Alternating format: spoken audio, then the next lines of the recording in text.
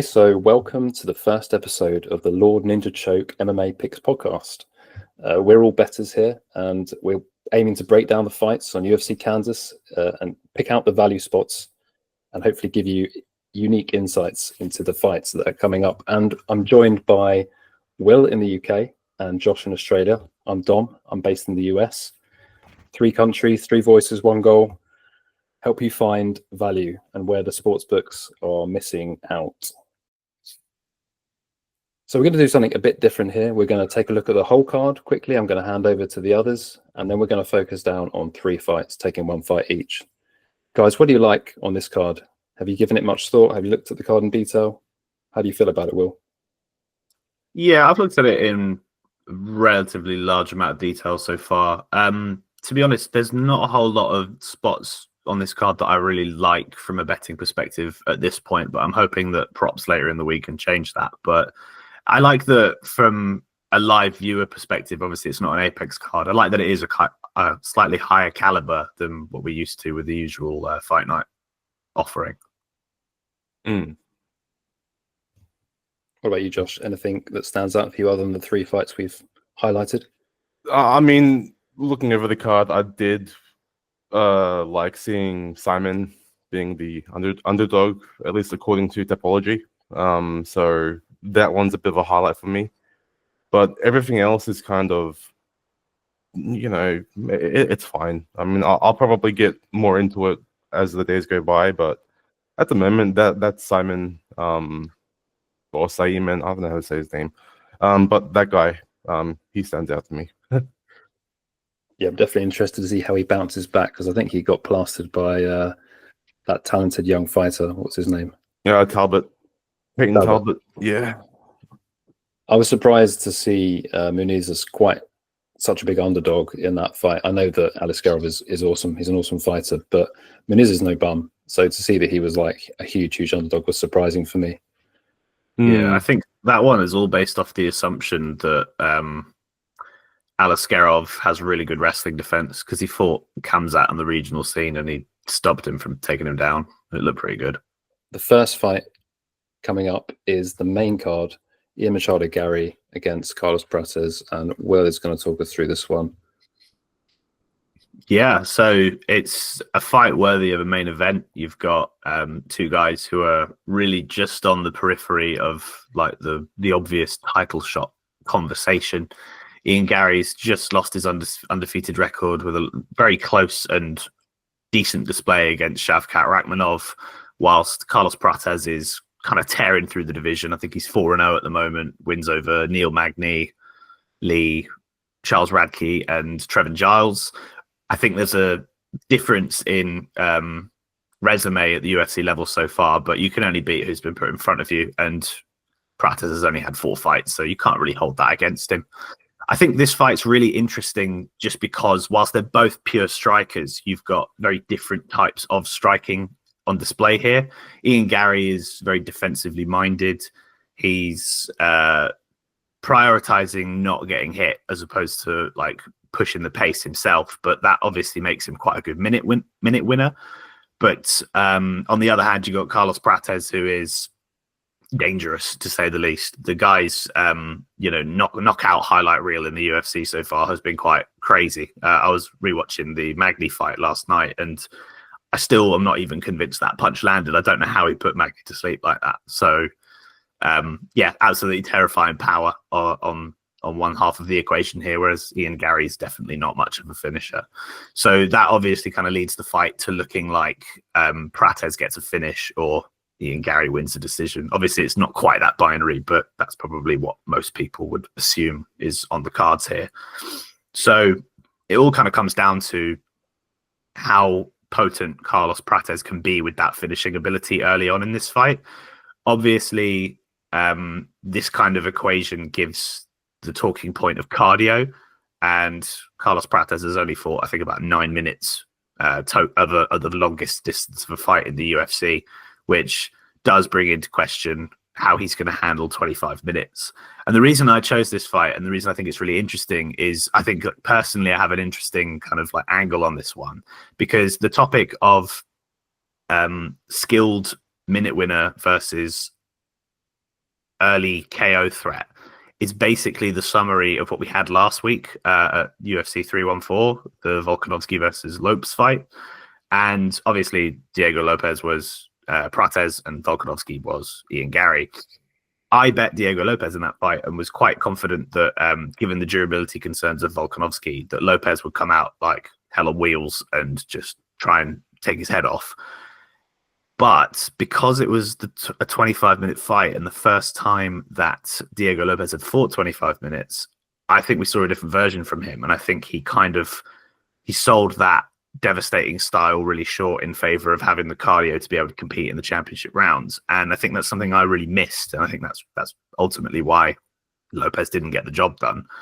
So I am really intrigued to sort of see how Prates approaches this one, because if he does decide to conserve his cardio and be a little bit less aggressive and pushing the pace, because we all know he wants to get Ian Garry sort of up against the fence to the point where he can't circle so that he can actually tee off on him.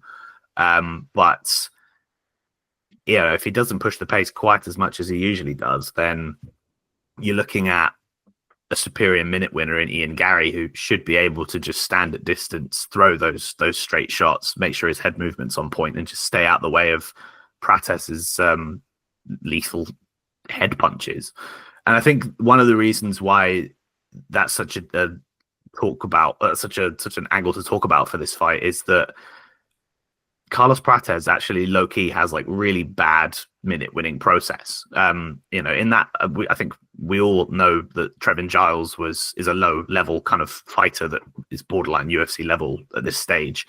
But like, he would convincingly won that first round against Carlos Prates. Prates landed 2 significant strikes to the head in that first round, which is quite crazy. I mean, he only landed 3 in the entire fight, and the third was the one that sent Giles across the canvas. But I just think it's going to be so interesting to see how Prates approaches a guy that should be able to competently beat him minute by minute. And that KO punch is something that you're relying on. But the higher up you get in the division, the harder it is to come across that moment to execute that. And as we saw last week with Diego Lopez. So, Ian Garry doesn't have any durability concerns, really. And I think the fact that he's defensively minded and he's credited with that makes him the right candidate to really see what Carlos Prates has aside from fight-ending power. And I just never like to lean on the side of being convinced that fight-ending power is enough at this level in the UFC, unless you are someone like Francis Ngannou. So I am leaning towards Ian Garry in that regard. I think if the fight gets extended to round 3, I think he'll feel a lot more confident. He'll feel less concerned by that KO threat, and he'll just take over in those championship rounds. So I see him winning 3 rounds to 2, probably maybe 4 rounds to 1, depending on when the tide kind of turns in this fight. Obviously, a Carlos Prates KO is quite likely to a certain extent. You can't really count him out. The way he's been putting dudes to sleep is pretty terrifying. But yeah, I like what I've seen from Ian Garry from a defensive perspective, and I don't think it's time to start doubting that against a guy who looks scary, but ultimately there isn't really that much there in form of a plan B, which sounds quite disrespectful to say because obviously Prates is a high-level fighter, but yeah, I'm just not sure I'm fully convinced yet, especially against a guy like Ian Garry. So Ian Garry is my pick. I have bet Ian Garry as well. I got him at -110 or 1.91 in decibel. Only for 2 units, so not a super confident pick because I do think this fight is going to be close and the KO threat is very likely, but I just trust the minute winning of Ian Garry. I think that's a great breakdown, to be honest. I was hoping to have something controversial to push back on. I don't know, Josh, if you got any instant rebuttals. My main concern for Garry is his defense. I mean, I know that Will pointed out that his defense is really, really good. But whenever I've watched Garry fight, his main defense is his head movement and being away from striking range. So he can reset the angle and then fire back and counter. Prates's reach is 4 inches longer than Garry's, and I feel like that may early on at least give Garry some trouble in adjusting to that reach disadvantage, So, I mean, I haven't looked too much into this fight, but I do think Prates does have a chance to finish early if Garry does not pick up on that difference in reach. Yeah, I actually never spotted that Garry's 2 inches taller, yet Prates has 3.5 inches, according to the UFC.com website. That is quite interesting. I did just briefly watch Prates piecing up Jing Li Liang just before I came on here, and I was noticing he does have really long arms. I'm not saying that's going to make a difference in this fight, but I think I agree with basically the take that he's going to be pretty dangerous early on. And I haven't dug deep into this except to know that Carlos Prates smokes cigarettes apparently in his off time, and Ian Garry thinks a lot of himself, and he's already visualized himself winning this fight many times. So the 2 weeks notice shouldn't be too much of an issue for him. Right. So this is my fight. Let's take a look at Giga Chikadze versus David Onama. So Onama is 5-2 in the UFC, and Chikadze is 8-2. And unfortunately, I looked at the odds, and I know a good method is probably to break down a fight without looking at the odds. So I know that David Onama is a pretty big favorite. He's like -180, and Giga is now like +150. And I think he opened about +130. So money's coming in on David Onama. And the reason I didn't want to know that is because obviously it biases my thought as I'm breaking down some of the tape. And I did go into the tape study thinking Onama's the side here, and probably he's going to win this fight. And after the tape study, nothing really changed, to be honest. But I did notice some interesting things, some things did change. So Onama is basically a stand-up fighter, and we know Giga has a kickboxing background. He had a kickboxing career before he came into the UFC. At one point, he was on a 7-fight winning streak, and he was like one of the hottest prospects in the UFC. And unfortunately, he took quite a bad beating from Calvin Kattar. And since then, he hasn't quite looked himself. And I think the main thing to note about these two fighters is the age discrepancy. So you can't see it here, but we know that Chikadze is 36 years old and Onama is in his prime. He's 30 years old. So basically, Onama's on the way up and Chikadze is somewhat on the way out. But I think the level of competition is the thing which is really confusing me about this fight, and why I think it could be closer than the odds suggest. So Chikadze fought Arnold Allen in his last fight, and it was actually pretty close. So Chikadze won the first round on the judges' scorecards, across all scorecards, and I watched that round. I watched the whole fight, and he slowed down. That's why he lost the fight. He basically seemed to sort of lose a bit of energy, and Arnold Allen had a great game plan. He was just keeping the pressure on, chasing around the ring, and Chikadze basically tired out. And in the end, he did take quite a beating in the third round, but he won the first round, so he started fast. Now, on the flip side, Onama's last fight was against a short notice fighter called, I think it was Ronald Romero. And this guy had an 8-3 record coming in on 4 days notice, and he drops Onama in the first round. He just came forward, he marched Onama down, caught him. And I was like, whoa, okay, so Onama can be a bit of a slow starter, or potentially he was underestimating Romero, or just wasn't prepared for him, because it's, short notice, and that can affect the fighter who was planning to fight someone else. He was planning to fight Lucas Almeida. So I had to go back further and look at the previous fights before that. So Onama had a great fight with JSP, and I think most people thought JSP was going to win that because Jonathan Pierce, that is, he's a wrestler. He just couldn't keep Onama down, and that was why Onama managed to win a decision there. But it was a pretty close fight. So I think that kind of gives us the kind of level where Onama is from a grappling perspective. He can definitely beat good grapplers. Not really relevant to this fight because Chikadze is not going to take him down. And there is a kind of narrative that I've heard that Onama may try to take Chikadze down, but I don't see it. He just hasn't. He took Romero down once, but that was in the third round of their fight, and Romero basically coming on short notice was gassing. He'd been beat up pretty badly. So what I've missed on telling you about the Romero fight is that Romero knocked Onama down at the start of the round, and then Onama got him back at the end of the round, so knocked him back down. So it was a pretty crazy first round. That's worth watching again, just the first round of the Romero-Onama fight. So what's interesting about Chikadze is that he doesn't like forward pressure. He doesn't like boxers, and that's basically what Onama is. So I think from that perspective, that's why money's coming in on Onama. He's very good with his hands. I think the watch outs here is that Onama is not high output.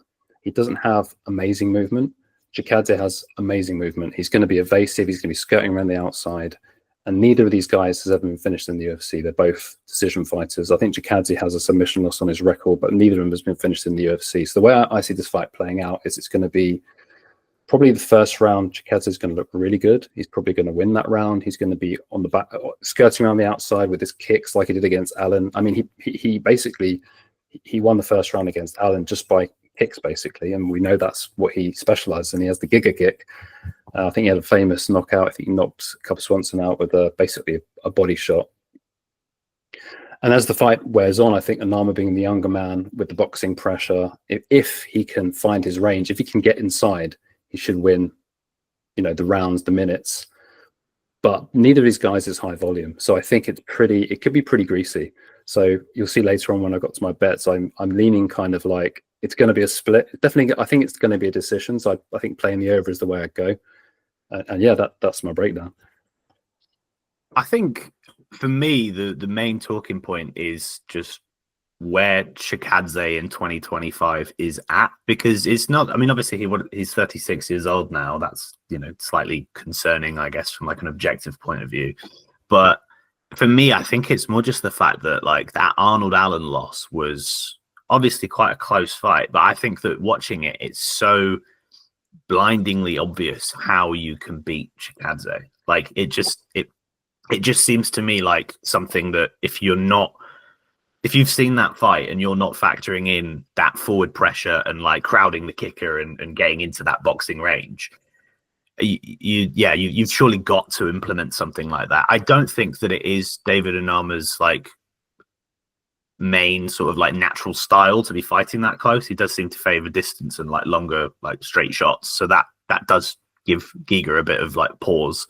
But I don't know, I think it's very tricky sometimes in MMA when somebody it seems so obvious in how to beat them, and it's a question of whether or not the fighter that's facing them is going to adjust their style or stick to what they know. And I think on this occasion, something like you said earlier, Dom, you said that some people are kind of expecting David Onama to offensively wrestle here. I agree with you that I don't see that happening, simply because I think Chikadze can defend against people who don't specialize in wrestling, but also, it's all well and good to have that plan, but it just doesn't seem to come off in the cage like that. It's not often we see guys like relying on a plan B so effectively. So I have my concerns for Giga just like objectively at his age, and also that his style's a bit kind of like been exposed now. But David Onama is not the first guy I would like rely on to be able to exploit that. So it's kind of interesting to see how he chooses to approach this fight. Yeah, I think that's a really good point. I just think at the odds, it's kind of chalky. I think you're right. If he implements the forward pressure, and his coaches will be telling him like march him down, he's never really demonstrated that. He's very relaxed. He conserves energy. He just very little movement. Arnold Allen is like frenetic. He was just like bobbing up and down, bobbing and weaving, chasing around the cage. So we'll see if he adapts or if he makes the adaptations during the fight. I think what you said about whether Giga is ready is what condition is he in? That's going to be the key question. He looked pretty good in the first round of the Allen fight, and he beat Caceres before that, so it's going to be interesting. Yeah, I think for me also, like just to add to the point that I was just making as well, the concerns about him gassing out, I do think that was obviously quite related to that forward pressure style of Allen. I did notice that in pretty much every round, the last like 90 seconds to a minute was the sort of like key peak time to be beating somebody like Giga, just because if you are walking him down, you are making a circle, he does get tired round by round, and that's when you have him like corralled up against the fence to do your best work. It's never really ideal when a fighter fades like that, just because the judges have, I think, slight bias in terms of the last sort of moments that they see in a round as opposed to the first. So I think if Onama does get that moment to sort of like throw the bigger heat in the last minute, then he could steal rounds quite easily. But that's kind of a very nuanced way of looking at the fight. But I do agree with you that the line does seem a bit too heavy in Onama's favor, because I think people are possibly expecting him to do something that's not naturally what he wants to do. And if he gives Giga the fight that Giga wants, which I think he might do, then yeah, it's going to get quite close, I think. final fight that we're going to go into detail, hand over to Josh. All right, I'll try and keep this short and sweet.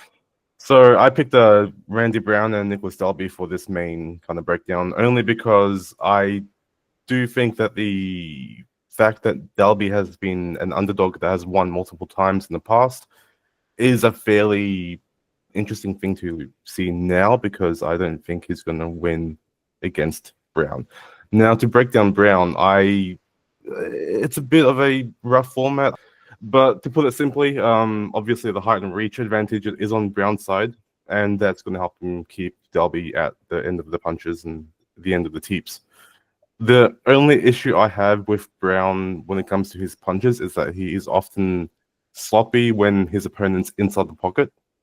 And because Dalby is the type to crash into his opponent, I feel like there's going to be some intermittent sloppiness, I guess. The one thing I see Brown dealing with the most from Dalby is the leg kicks, because of the really wide bladed stance that Brown uses. So early on, I do expect Dalby to just destroy the legs, pretty much. One thing I do not like also about Brown, there's a few other things, but is the fact that his defense is reliant on leaning back and away from the power being thrown his way, and we saw that when he fought Brian Battle. Battle rocked him with a good overhand right, and because Brown's defense is leaving that rear hand up towards his face and his lead hand down, it's just a big vulnerability, and I think Dalby can probably expose that once again in this fight. That's pretty much it for Brown. Dalby, he's a bit up there in age, I suppose. He's a bit older. He is still probably in his prime though, like in that really late age prime, I guess. And I do expect him to at least give Brown some issues, maybe towards the end of the fight. So maybe in round 2 and round 3, we'll see Dalby's momentum build. That's mostly because Brown's way of winning fights is keeping his opponent, at range. So, yeah. I feel like this is going to go to a decision, and that's a pretty boring bet, I guess. But ultimately, I feel like as long as Brown does keep Dalby at range and away from the pocket or away from any clinch position or body lock position in which grappling can happen, I do think that Brown can probably walk away with a win here. Yeah, I think I agree with everything that you've said there, really. I think that Randy Brown is just in short, the superior technical fighter and just well put together fighter. For me, I think an interesting angle here that I kind of hope actually does come into play, because I think it'll make it really interesting. There's no way to say this without sounding really silly, is the unquantifiable metric of having the dog in you, as they say. Because Nicolas Dalby is that guy, isn't he? He's the kind of guy who will walk forward, doesn't mind eating shots. He's gritty. He's a veteran. He knows how to win rounds and how to win fights that he probably shouldn't on paper. And I usually I kind of stay away from guys like that, because I find it a bit kind of hard to really figure out how much you can implement that in a fight. But for me, I actually think Randy Brown is a prime victim for something like that, because like you were saying with the head movement and how much he leans back, I think there is kind of a slightly misunderstood quantity of how much he gets landed on sometimes. I'm somebody who does really believe in Randy Brown and his abilities, and I find myself betting on him quite often.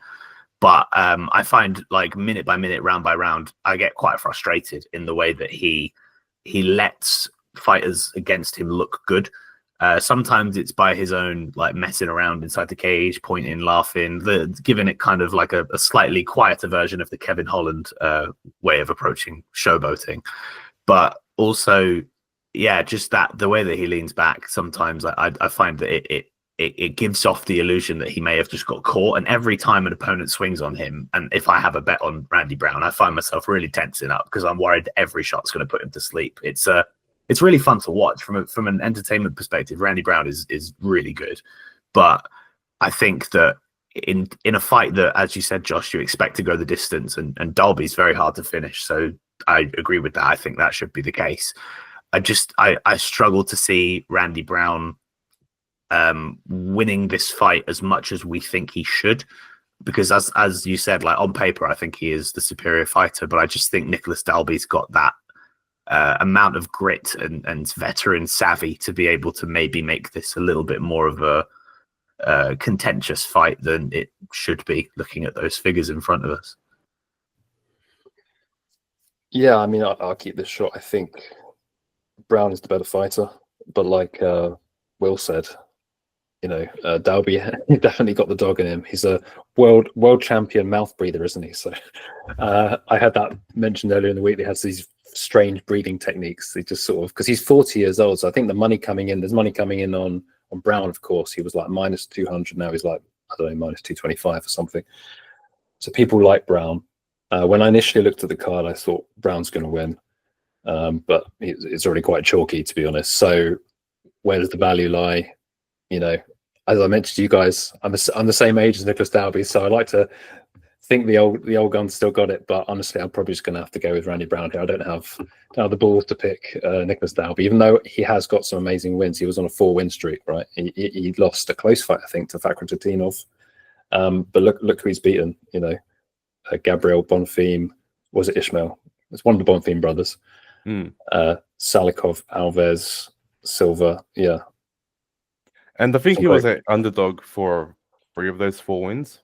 One of those wins, I can't remember, but he was like a plus 400 or something like that.